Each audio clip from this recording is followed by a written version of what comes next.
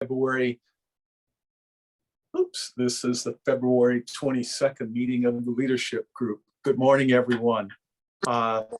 First up, Michael, are there any public comments?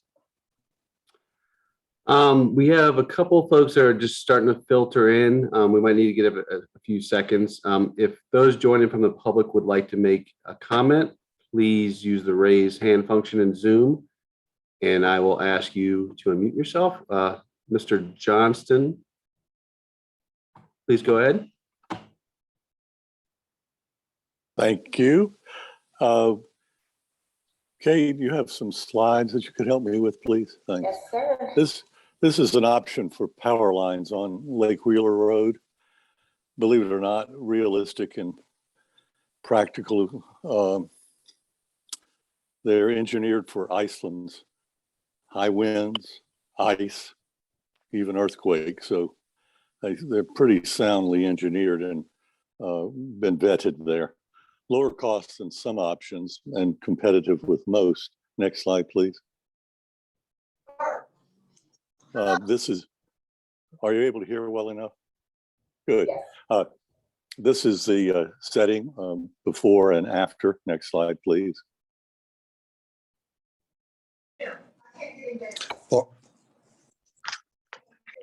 This is the viewpoint from which the earlier photographs were taken. So if you were to turn around there, you'd see the direction of these power lines. Next slide.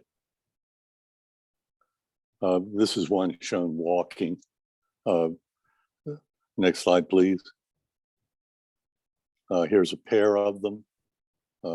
Again, looking towards the Plaza Play area.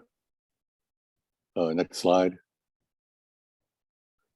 The designers have agreed to set up a Zoom meeting with local energy or transportation officials to discuss the technical considerations and cost and construction schedule comparisons with the other options. So would you ask Michael Moore to accept this invitation to see if it looks practical? What do you say? What was described as a lunatic asylum was a crazy idea until Dorothea Dix examined it. Thanks. Oh, thank you, Doug. That was a very interesting presentation. Any comments regarding Doug's presentation? Well, I'm not officially on the leadership committee, but I like it. I think it's definitely worth a conversation, right? All right. Yeah, the city can certainly help to make an introduction to Duke Energy. It would be Duke Energy that will take the lead in the design and the standards for the power components of the project, but we can certainly help make a connection. Okay, thank you, Tansy. All right, is there other public comments to be made? There are no other hands raised at the moment, so I think we're okay to proceed. All right, we'll keep going then. Next item is to welcome everyone and approval of the minutes. Is there a motion to approve? So moved. That was Jennifer. And is there a second? Second, Corey. All right, please raise your hands by saying aye. Ayes have it. Any noes? All right, next up, excuse me, community committee reports. Kate, excuse me. I don't believe there's a report this month. Nick, do you want to just give everyone a heads up about the community conversation that's happening? I believe, or I can. On Thursday, we are having a community conversation with members of the community committee. And the subject's going to really be around green gentrification, housing affordability, what's happening in the Dix Edge study. We have pulled information from the Dix Edge team, and so it's really just to help our community committee understand all the various planning efforts that are going on in and around the park. So that'll be a great conversation to engage with on them. And then they have their next meeting later this spring. Any other comments regarding the community committee report? All right, let's go to the next item. We'll get an update on the Nights of Lights revenue outcomes. All right, we've got Heather Gray from Capital Broadcasting Company and WRAL joining us, as well as Joey Bosco from the Parks team. So Joey, I'll hand it over to you. Yes, thank you so much, Kate. Good morning. Hope everybody's doing well this morning. So Heather Gray, my partner in crime at WREL, and myself for Nights of Lights, just wanted to provide just kind of a closing kind of summary around how the 2021 event occurred, and just kind of talk about just some successes from the events, what we learned this year, and some exciting kind of financial revenue information for the event. So Kate, you can go to the next slide. So just kind of an overall kind of recap around nights and attendance. This year, the event went 31 active nights, starting the Friday after Thanksgiving all the way through Christmas Eve. 63% of the available tickets were sold for the 26 vehicle nights. So if you think about the overall capacity, 63% of all those tickets were sold. So the folks attended Nights of Lights kind of in three different ways, or three different kind of transportation options. The first was vehicles. Overall, we saw 32,672 vehicles come through the event. If you think about an average of 3 people per car, just a little shy than 100,000 people came through Nights of Lights, which is just a crazy amount of people to think about coming through Dix Park. This year was our first 5K event that happened before the vehicle night started. We saw 1,460 runners come through the event. And then over the 2 bike nights that we offered this year, so we dedicated 2 full nights to bikes this year, we saw 983 bike riders. So just a great opportunity for the community to come out and celebrate the holidays at Dix Park. As you can see, there was a lot of impacts. I'm going to turn it over to Heather to talk about event observations. Good morning, Heather. Good morning, and thank you all for having me this morning. We're I think we feel like still recovering from the holidays, but here we go. Lots of learnings from the 2021 event, much like 2020. Our goal each year is really to solve whatever came up in the prior year and make sure that we're exceeding expectations in those categories. So for 2021, it was really important to all of us that we solved the traffic and ticketing issues that we learned about in the first year. Mission accomplished there, very successful. Few, if any, complaints as it related to traffic, and ticketing was much smoother this year with responsiveness, really fast to resolve whatever was happening.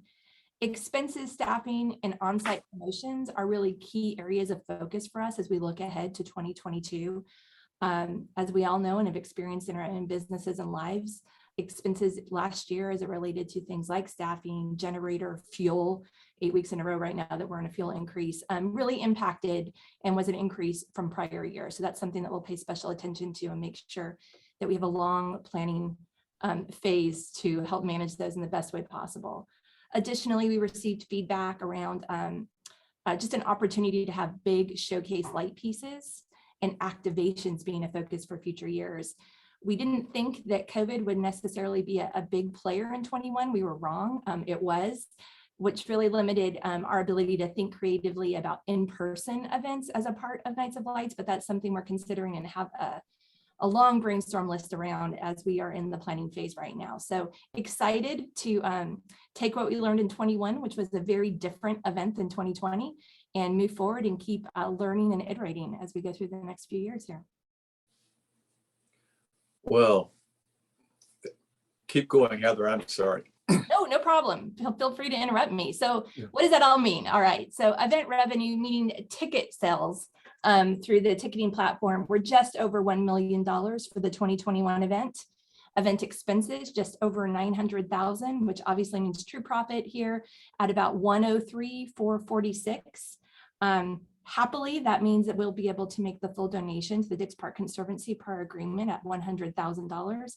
And then the remaining 50-50 as agreed upon is split between City of Raleigh and CBC. Not a large number there. We'll continue to work on that one. The goal on our side really being how can we invest in big installation pieces for future years, and hopefully as we realize additional efficiencies and expenses, that can increase. So that's very top line. Happy to answer any questions about any of that as we keep moving forward. And I just want to jump in real fast just to thank WREL and Capital Broadcasting for their partnership with the city around this event. now that we've done this for 2 years, like Heather mentioned, we've learned a lot and kind of figured out some of these nuances and kind of continue to adjust to the community's feedback, but this would be possible without that partnership. So just want to say thank you to WRAL and Capital Broadcasting for partnering with the city on the event. And like Heather said, we can kick over to any questions or comments. Yeah, absolutely. Thank you, Heather and your team. Joy, Heather, I noticed this year they had added some features. Can we expect that each year they'll add different features to, keep us coming back? That's definitely been a discussion, is about how can we continue to, accentuate and really focus on the things that people really enjoy about the event, but also add brand new somethings every year. And that's one of the things we're starting to talk about now is what could those 2022 kind of new or big ideas be? Is it larger light pieces along the route? Is it different activation opportunities? So those are one of those things that we're starting to talk about now. Or if you have any great ideas, let us know. So, because we're in that brainstorming phase right now of what that could look like for 2022. Heather, would you add anything to that? Yeah, the goal always being two things I think that you'll see for this year for sure. One is borrowing from some of our other events and with CBC from the Bulls as well, coming up with a really good promotional calendar that we can market against, where special nights, special things are going to happen, whether that's snow on certain nights or, Candy Cane weekend or whatever the case may be. That would be one marketing pool. The other being really focusing on 2 or 3 big changes that make it new and better, both from a marketing perspective, but an event perspective, while retaining the core show, because we know there are a ton of people who love to see it become, lights become a tradition. So we don't want to remove anything that people really love right now, but still be additive with some big pieces, which means for us, perhaps rotating through, and we're working with one vendor on rentals, large scale rentals, so that we really could freshen and have, somewhere between 5 and 10 pieces that rotate through each year and are new and exciting. So big plans. Other comments or questions for, yes. Jennifer? I was just wondering if there was any after event survey that was done or any type of polling people, what they thought of the event this year and how it went. There wasn't necessarily a survey. There were, as Jen, as you can imagine, lots of comments online and lots of people that, reached out and told us things that they loved and things that they would love to see us think about for 2022. So there was a lot of feedback there that we were digesting throughout the event and after the event. One of those pieces, kind of a lot of feedback around, can you have kind of bigger light pieces, say, basically the theme of the feedback was thank you for fixing the traffic issues. We hope that we'll see a step forward with lighting and kind of activation pieces for 2022. And that's kind of where our focuses are. Mm-hmm. So. Was there any comment about the double lanes, the 2 lanes that were going through the event? Just anecdotally, myself and others noticed that it's hard to see when there's cars, on the side of you. So, but I assume that was the big fix for the traffic issue. So there's always some comments around that, of, hey, I missed this piece. One of the things we always try is, can we kind of stagger traffic in any way that we can? Another thing that I think that'll help with that is, larger light pieces that you can see no matter where you are as well. So it's, as you kind of alluded to, it's that balance of how can we maximize the amount of people that can experience the event. So kind of balancing, okay, what the things that we're putting along the route, can you see those things no matter where you are? Right. Thanks. Yeah. Others, any other comments or questions? Mr. Quarles, Mr. Goodman? I think we should really thank the city. WRAL has an arrangement with the city. We have a partnership, and the city agreed that the first profits would go to the Conservancy, right, to the Conservancy. And that was, we're very appreciative of that, right? That was, and one other important note, Heather's just been made the station manager at WRAL TV and WRAZ. She's doing a good job, doing a great job.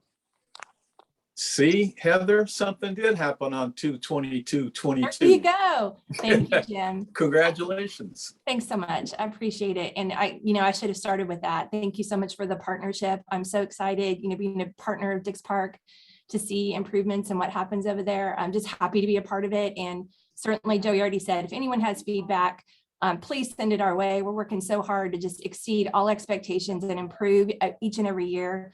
I like to say it's a new business and we're in, year 3 now, which means we really get to start having fun. We figured out a few of the logistical things and now we can just become just a premier destination. So thank you all. Wonderful. George, I have my hand up because I'm sorry. Yes, I see it now. Yeah. Okay. I just want to thank everybody. I mean, this is wonderful news. Obviously, I think the Conservancy is delighted to receive this gift, and thank you to the city and WRAL for agreeing to gift it to the Conservancy. And I believe that, the earmark is for art, and we already have some ideas about that. The expansion of the public art for the Gibson Plaza play, right? There's been some artists and a lot of process with the city on those artists. So I think there's some additional investments there. And we've been talking about a community mural in conjunction with the ribbon cutting for Gibson Plaza play and other, traveling art exhibits. So just know to everybody, we will put that to very good use and really appreciate the generosity and the gift. Hey, Orange, this is Corey.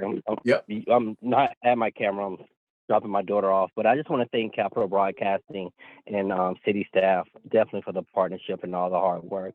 Definitely see a year of improvement as we even make the 3rd year even bigger and better. Look forward to us continuing this partnership as we move forward. Thank you, Councilman. Anyone else? We've got a love fest going on here. Woo. But it's fun. Thank you. Okay, moving along. Joy, you're still on with spring programs and events. Yeah, good morning. So Thank you, Heather. Yes, thanks, Heather. Thank you. Just wanted to provide the leadership committee just kind of a preview of what we're going to be hosting at the park this spring around programs and events. We're very excited about those aspects. You can see Kate has brought up an image of the spring programming guide, which is hot off the presses. We just received in print here at the chapel yesterday. So if you're at the chapel, you can grab one here in the lobby. So just some highlights on the left side, you'll see an outline of our programs that are happening this spring. We have a return of our fitness related programs, our twice a week yoga in the parks and Tai Chi's. We're also offering different educational programs around kinder music and Little Explorers, which are great programs, not only bringing kids into the park, but their families as well. So lots of families get the opportunity to come to these programs at Dix Park and also learn about the park and experience the park. We are continuing our partnership with ArtSpace around our Connect and Create art classes that happen here at the chapel. And then our very popular guided walking tours that happen here in the park that focus on the history in the park, kind of past what's going on in the park currently and in the future, are just some highlights of our spring programming. So if you haven't had an opportunity to experience any of those and you're interested, hope you'll make opportunities to attend. On the second page, you'll see highlights of our spring events.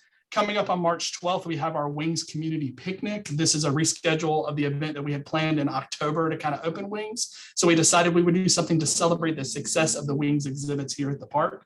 So on March 12th from 11 to 2, we'll be having a picnic here in the park. We'll be featuring local food trucks. We'll be featuring different music and other activities around the Mexican culture. We'll be showcasing some art that has happened during the Wings exhibit. So lots of fun happening that day on March 12th.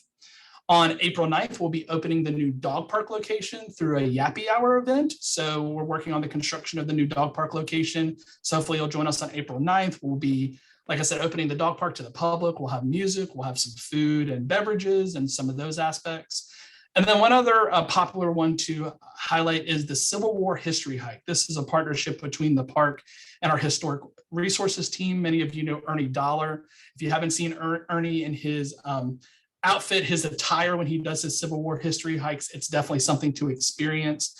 Ernie leads a tour around the park where they have different reenactors and different stops to talk about the Civil War history on the park site. So if you haven't had a chance to attend that, it's a wonderful program. So again, just some highlights that we're going to be having here at the park program and event wise in the spring. Be happy to answer any questions about those and encourage you to come out and attend if you're interested. Questions for Joy?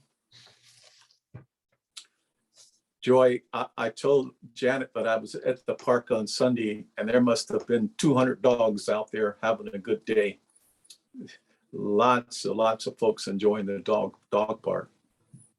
Yes, it was a very busy weekend at the park with the beautiful weather. So thank you. Yeah. I don't see any hands raised. Okay, all right. Our next item, Kate, you're going to talk about fees for 2023. Yes, good morning, and it's great to see everybody. And this presentation is for kind of information this meeting, and then there will potentially be action at the future meeting. So please know that this is information today, and more discussion can come. Let me share screens. So just as a bit of background, the Parks Department evaluates fees annually as part of the annual budget process. And the department overall has a philosophy that looks to establish fees based on the benefit received. And to explain that at the department level, when there is mostly an individualized benefit, say a specific class for jewelry making, that is typically a revenue positive or fee positive structure. When it's mostly a community benefit, so large events that provide a benefit to the community, there's typically no recovery or subsidy. So when we think about the Parks Department's cost recovery model, we're always balancing this individualized benefit versus this community benefit. For Dix Park, it's a bit different because to date, we have always offered free programs and events, and that's because they've all been sponsored by the Dix Park Conservancy.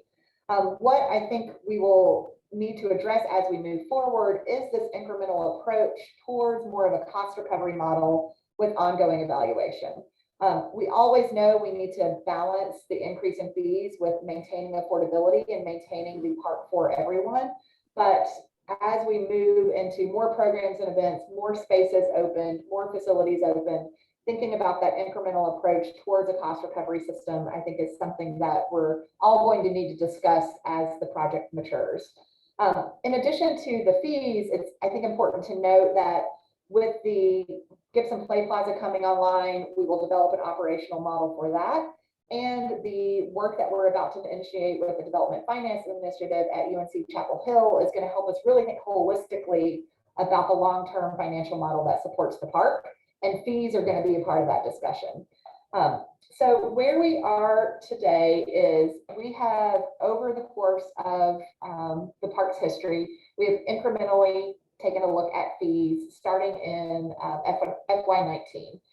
We had initially established permitted fees for those third-party events. So when people rent a space through our Office of Special Events.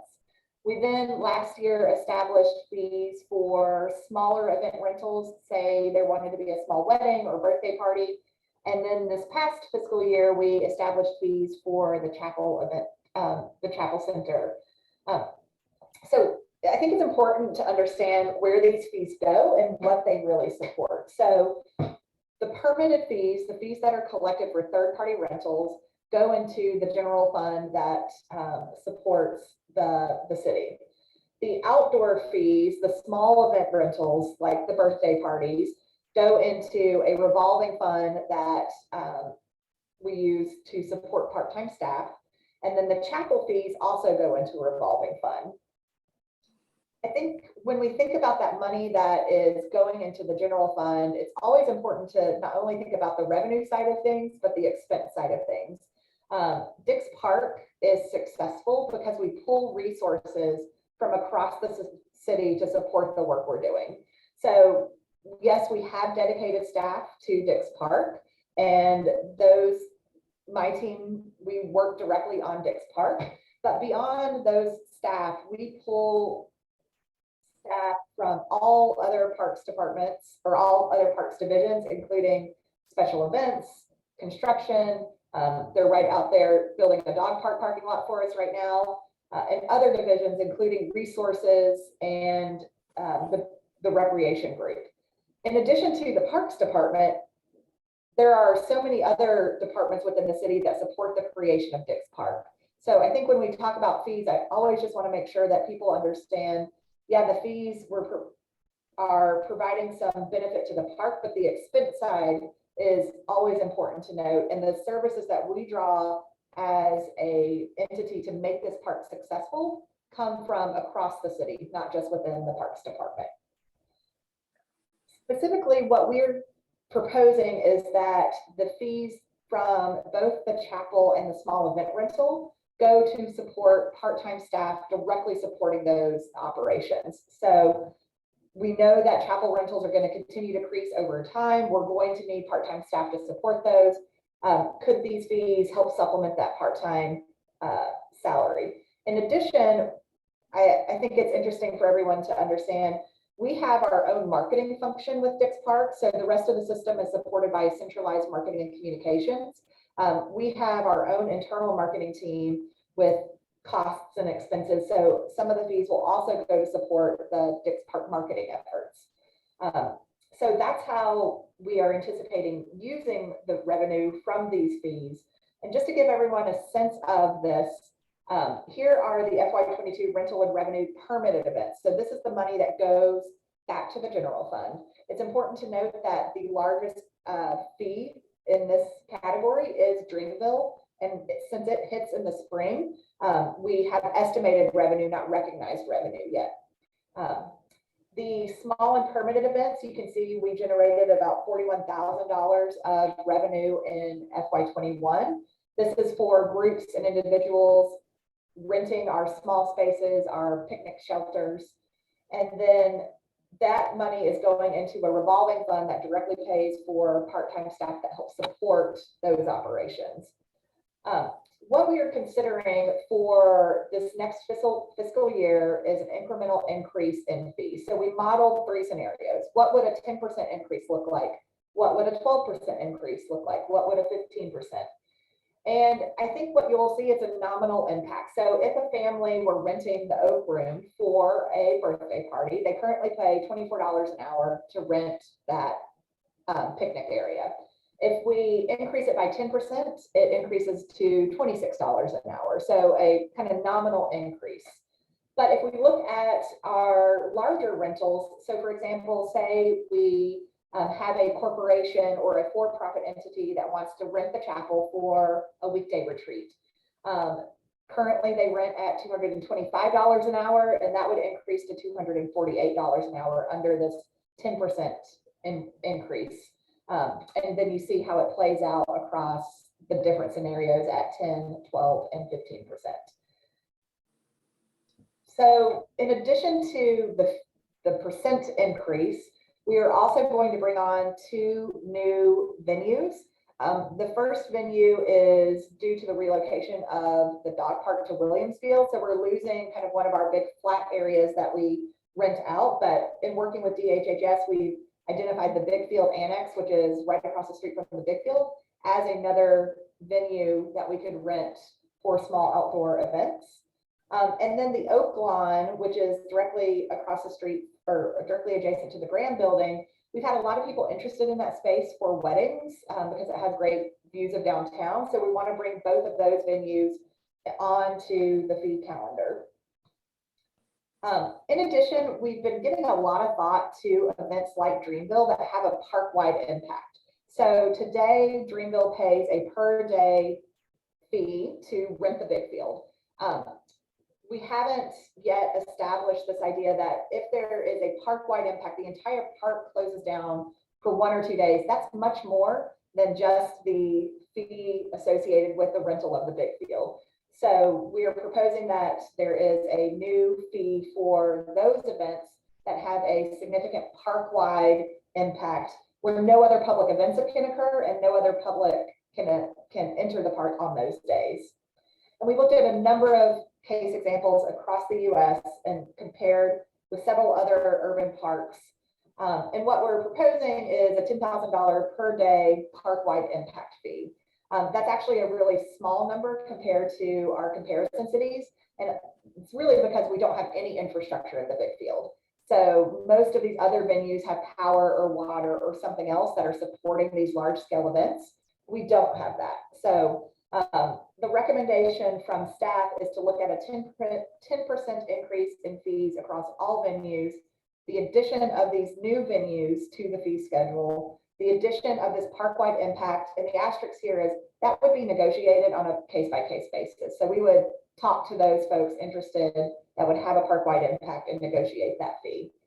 And then a small administrative fee for large permitted events where park staff is supplementing staff to support large scale rentals. If we look at how those play out in different revenue scenarios, you can see the option one does increase our contributions to both the general fund and the revolving funds, and is, I think, aligned with how the Parks Department is looking at fees across the board, but also with this real eye towards making sure we're balancing the affordability of the park with the opportunity to incrementally increase fees to support park operations. I did want to note that Oscar still has the ability to waive fees on a case-by-case basis, and that nonprofits still receive discounts in their rental fees. So that opportunity still exists with the fees that we're proposing today.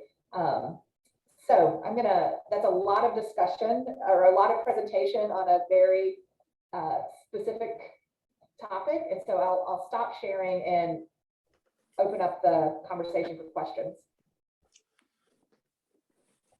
Let's hear your comments and questions regarding Nancy. So when we talk about something like Dreamville, and you say that that is going to close down the entire park for those days. So are we saying that, Plaza Play will be closed? And are we also saying, if say Marbles was to locate there, that they would be closed on those days? That's a good question. So when Plaza Play comes online and when Marbles comes, we would have to keep those operational when Dreamville happens. Today, because of the traffic and just the impact of the event, we close down all the entrances to the park. We would have to come up with an operational strategy to manage maintaining those open while Dreamville is also happening. Other comments or questions? Jennifer? Kate, great, thanks for the information. I've been through the fees increases several times now, so I get it. Wondering, I'm just looking at the website, the city's website. So if folks want to rent something at Dix, it's not through the typical process, is that right? They don't go to RecLink and reserve it that way? Okay. And so if for large event organizers, they do go through the typical permitting process. For smaller events, they contact Dix Park staff directly. And we're kind of evaluating that process right now because it is different. Yeah. And how does it compare if they wanted to rent, sort of like a shelter at Dix versus a shelter at another park? Just what is that comparison in fees? Joey, do you want to, I know we looked at all the fees and it's pretty comparable across event space or small, like picnic shelter rentals. The chapel is a bit more expensive than some of our other parks venues. But in terms of outdoor rental space, we did compare to other parks within the city of Raleigh. Yeah, Jennifer, so the department has different tiers for different shelters. So there's different, you're probably familiar with the fees and charges piece for the department. There's different tiers. Mm-hmm. So it was selected on the tier for the shelters at Dix Park was selected on how many people, the capacity, some of the amenities around there, et cetera. So the shelters at Dix Park were aligned with one of the tiers already adopted in the department fee structure. Mm-hmm. Okay, great. Thanks. Other comments or questions? Orge, I have one. We're obviously in a period of high inflation, and I'm just curious how the city is thinking about that more broadly. I was at my local coffee shop, and the guy was coming in with new signage, and he's like, "These are the new price increases. Sorry to tell you." So, I mean, clearly there is a lot of, changes in price and guess, just how you're accommodating that. And then the second question is just, as we think about fees of facilities and conflicts, this wonderful Nights of Lights program we have all the month of December, that means we can't rent out facilities at night. which is fine, but how do you think about that in your sort of fee structure and availability of venues? So one is through this year's budgeting process, we have been looking at the part-time salary rate and making sure, I mean, that rate is what we would actually offer to candidates, and it's an increased rate than previous years. And so the expense side of that and how we would use the fees has been modeled with those higher part-time salary rates. Tansy, I don't know if you want to, if there's something to speak to city overall. Yeah, it's a great question, Janet, and thanks for the opportunity. There was a work session yesterday. The City Council's first budget work session was yesterday at 4 o'clock. So those that are interested can watch that. As Kate spoke to, we are going to be making some more city indexes our salaries each year in terms of trying to keep market competitiveness. But this has been a period with some really specific stressors on salaries. And so there was a presentation yesterday that spoke to that. There was feedback from the council to make sure that we can continue to consider these to offset impacts of increased operational costs, but also with that same philosophy that Kate spoke to balance equity and affordability with generation. So I do think I've talked with Oscar.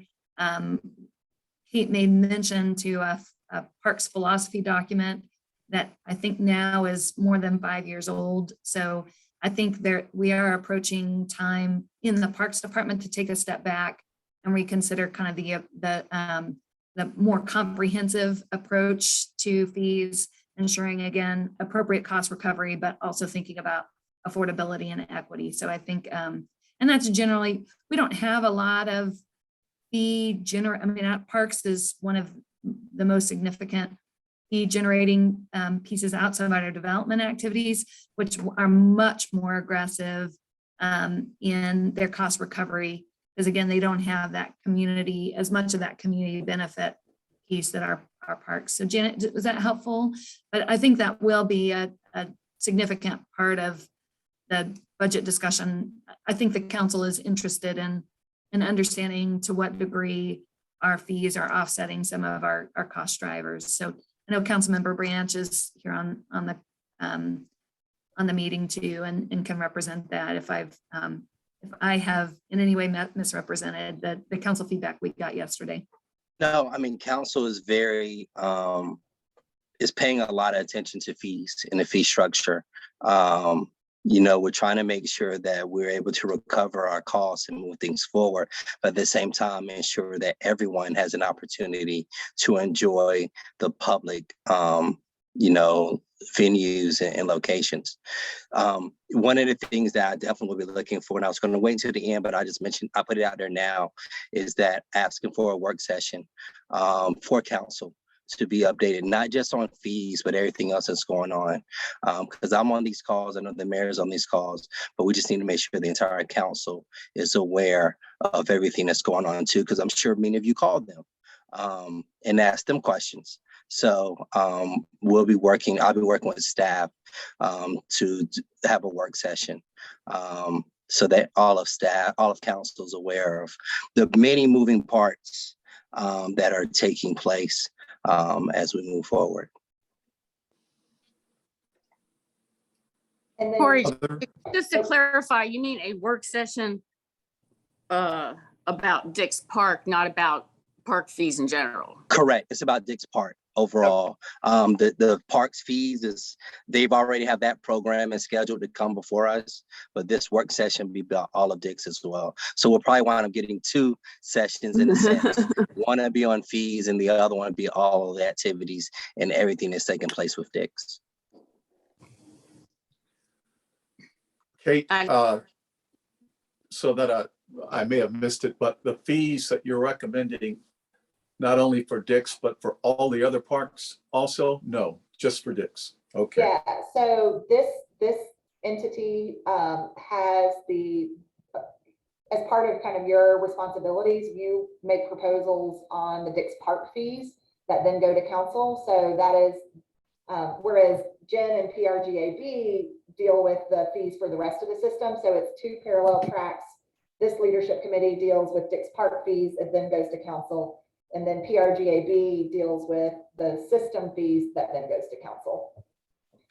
And one quick clarification, because I think Kate shared that this might come back to you. So these departmental budgets have just been submitted. So the city manager has not reviewed departmental fee proposals yet. And so there's still potential for this is an early touch point with this group so that you understood what had been submitted from parks to budget for the city manager's office consideration. But that piece of the process is still ahead. So we're just beginning our city manager's office review of all departmental submissions. Gotcha. And I would just say, or just thank you. And I'm really glad that the city council and staff are having very active conversations here. I think, you know, this is especially set in a high inflation environment, becomes just a really strategic, you know, set of discussions. So. Yeah.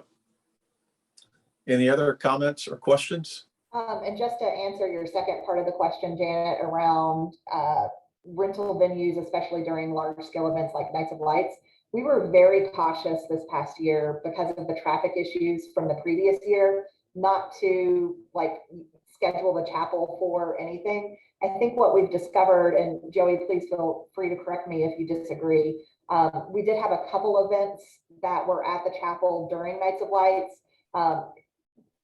The getting people there and out was a bit of a challenge, but I think that's something we can continue to evaluate whether or not we'll host events during Nights of Lights. We just, because of everything from the previous year, we did not want to overburden staff or the events to make sure that was successful before adding on another layer of rentals or operations. Thanks. Well, I'll just say thank you to staff for your analysis and thought regarding fees going forward. I think you guys have done your homework, have done a really good job, and certainly have put us in a position to, you know, be competitive. So at the end of the day, that's what it's all about. So thank you for the effort. If there are no other comments or questions, we will move on to Janet for the update. Okay. Well, first I wanted to just say another thank you, which is the affordable housing news that was recently announced on the investment of a significant number of affordable housing units in the vicinity of Dix Park and in that section of town. And I just think that's exciting. We all know that affordable housing is a major issue. So thanks for your leadership on that. The other is we have, of course, been talking internally about the bond, and we know how important the Parks bond will be this year. Still trying to get our meeting with the chamber on the calendar so that we can really kick off that work. But we have sent some proposals to the mayor and city manager, and then Tansy have sent to you. So look forward to discussing those, just the Dix Park specific kind of conversations. The other, of course, we're working on a finance agreement with the city that would be 3.5 year, that would take us through the first year of operations for Gibson Play Plaza, and look forward to those conversations as the city works through their finances. We'll also be meeting soon to talk about stone houses. That's something we want to bring to the leadership committee. We are getting architectural drawings on the 3 stone houses near the historic entrance of Dix Park. We are going to get construction bids and have a formal proposal coming forth to you about the renovation of those houses, and certainly want to work with the city and the Conservancy on that decision. I will say I think it operationally would not be a huge lift. I know that's always an important consideration when you undertake any project. We have also been meeting with North Carolina DHHS around early release of buildings, and nothing huge to report there, but have had some constructive conversations, and we'll keep you updated on that. And I think those are the main, the final, to Councilor Branch, I love the idea of a, work session with council, given the myriad of issues, at Dix, and even as we are fundraising, which of course is one of our key roles, conversations with corporations who want to go beyond just giving money, right? They want volunteer engagement, they want programmatic engagement, a lot of interest in education and digitization of assets and how you can leverage the incredible assets of Dix Park. So just lots of rich conversations, but we definitely, need to work together to field some of the interest from even our big corporate partners and sort of what their vision is. But more to come. Okay, any questions for Janet? All right, well. Oh, I let's thought I see. saw Jim with his hand up. I'm sorry, I can't see. Who is it? I thought Jim had his hand up, maybe not. Mr. Goodman? No, no, sir. Okay. All right. Well, we've got time now for discussions around the horn here. So does anyone have anything they want to bring before the group? This is Corey. I just want to thank you all for your work, especially on the fundraising side. And I look forward to the diversity of those who give to Dix, based on backgrounds and demographics.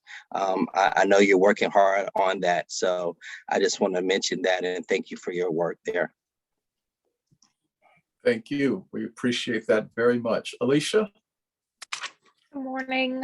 I wanted to take the opportunity to let everyone know, prior meetings I had talked about NC State's master planning process for our campuses, all of our campuses in Wake County. And we have some open community forum sessions coming up over the next couple of weeks. I believe the information has started to go out. They were just announced last week.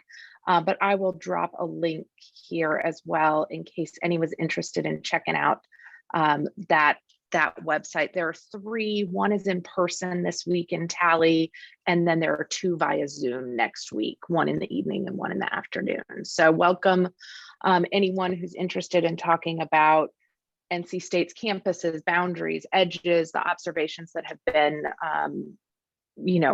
gathered up to this point. And then also, of course, Centennial East and that boundary with Dix will be a part of that conversation as well. And Alicia, we've shared that information on all of our channels too. So Great. Helping get the word out there. Thank you, Kate. Kate or Tansy, can anyone give us an update on the DFI? Where are we and what's happening there? Yeah, so we are finalizing contracts with both DFI and the building and site analysis team. So that work has not started. What you'll see on your April agenda is bringing those groups together to present and kind of kick off that work. So we'll get that going. We're still in contracting. Okay, thank you. Others, Mr. Goodman, Carlton, anything? And can I ask a question? Certainly. So where are we with the creek feasibility study? Yep, so the creek feasibility study is underway. What we did is we broke that contract into 2 phases, and we're working on the phase 2 contract. So basically we did a lot of discovery, and now we're moving into more of the feasibility work. So that work continues. And we have about a year left on that study. And can you remind me again when the project of running the reuse water pipe is supposed to happen? Yes, the Pull into Bain project, Right. which is the large water main that's going to come through Dix Park. They are in I think they're about to go into bidding of that. I'll get an update from them and share it with the group. We stay in really close coordination with Raleigh Water on that, but I can get an updating on their construction timeline. And part of the reason I asked is part of the next question. One is when they start, do we know how long that's going to take? And the next question is, do we have any updates on Dreamville? Have you talked to Dreamville or anybody? So two things. One is, and I'll ask Joey to jump back on, the waterline project, they have our entire 2022 event schedule, and they are developing their construction schedule in response to the large event schedule in the big field. So there won't be disruption there, which is great. Well, actually, I was wondering if they'd be done by 23. That's what I was wondering. I mean, I don't see them starting before April. So I will get an update from them on their. Yeah, I just wonder if they'd be wrapped up in a year. Yeah. Okay. Kate, I can take the Dreamville question. So I've been working with the Dreamville organizers. Everything is on schedule and moving forward for this year's event. Just a reminder to everyone on the call, so Dreamville this year is actually a 2-day festival at the park, April 2nd and 3rd. The Dreamville team is anticipated to announce the lineup for the event any day now, which will kind of spark the additional interest in hopefully selling out the remainder of the tickets. The last update that we had received from the festival organizers is they had sold around 28,000 of the 40,000 tickets available for both days. And as they saw back in 2019, after the lineup was announced, that was kind of the oomph to get over the line for the remainder of those ticket sales. So there are lots of internal conversations going on with Dreamville organizers right now around public safety and all the logistics and every kind of park impacts. So everything is moving forward as scheduled. So are they assuming that by April 2nd we'll be out of COVID protocols, or are they just kind of waiting to see? That's a great question. We have another meeting with them next week to get kind of updated, kind of where their thought process are. When those original folks that bought tickets, they were told at that time that they would have to show proof of vaccination or a negative test, just like you've seen with some other large festivals. So we're going to get an update from them during our next meeting of kind of what, if they're going to be updating any of their kind of guidance for the April festival, but that's the last update that we have. Yeah. Okay, thank you. You're welcome.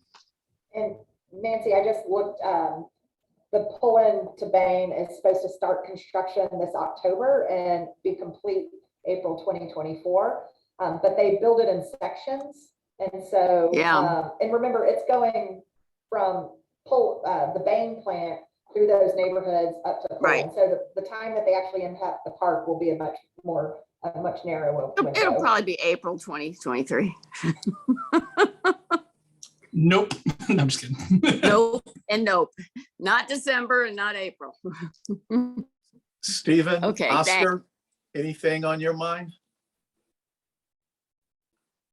I was just going to, Joey's done a good job at looking and directing where Dreamville is going to do some pop-up work. And we're exploring a partnership with Chavis Community Center on possible ticket pickup and having DJ, broadening Dreamville's reach into some of other facilities. So I think that's pretty exciting. Or it's nothing on my end, but a great collaboration once again between city staff and the Conservancy on offering all these programs, special events, and really advancing the park forward. Anyone else? Mr. Smith, are you still on? Anything happening? Good morning, sir. Nope, nothing on my end. Thank you. Okay. Or it's just another quick bit of good news that I think benefits. Thank you to Janet for doing the call out to the city in terms of its zoning action related to the Dix Edge study. The city has been awarded a station area planning grant for Western Boulevard. And so that's going to allow us to do some really thoughtful TOD planning that I think will again help us to continue to revisit kind of land use patterns and transportation patterns to make sure that we are growing for the future. So some of you might be paying attention a little bit. The new Burn Station area plan is just wrapping up. So this one will trail that for, but similar to the Dix Edge, the Parks and Dix team will certainly be looped in as that planning, and we can make sure that there's good communication. So I think that announcement has just been made. So we'll start that solicitation process over the next couple months. Thank you. All right. Orange. Yes. I'm sorry, I dropped off a second, had to get back on. And talking about the concert, and I mentioned this to Kate. They had several people killed at the rap concert down there, and it had to do with the way it was set up.